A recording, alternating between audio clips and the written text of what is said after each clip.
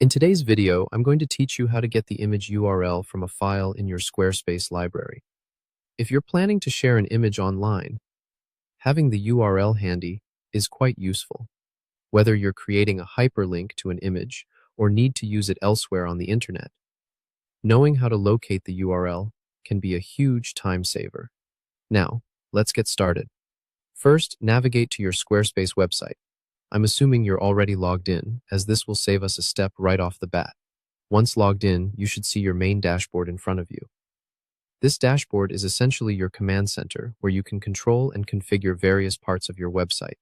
It might seem a bit overwhelming at first, but don't worry because we're going to focus on a specific section today. On the left-hand side of the dashboard, you will notice a sidebar that lists several options. What you need to do next is click on the one labeled Website. This is an important section where you can manage different assets related to your site. Once you click on it, a drop-down will appear, offering more options.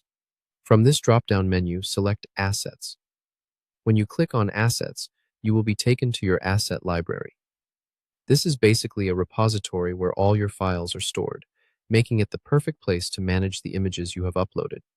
Now, look through your asset library until you find the image for which you want to get the URL. When you've located the image, move your mouse over it and double-click.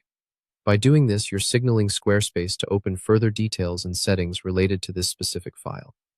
On the left side of the screen, you'll now see a panel displaying the image's file details.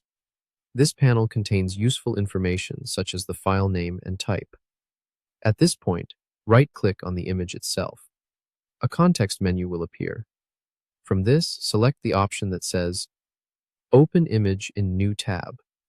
This option is like a backstage pass, giving you direct access to the image itself via your web browser. Once the image opens in a new tab, take a look at the top, specifically in the browser's address bar.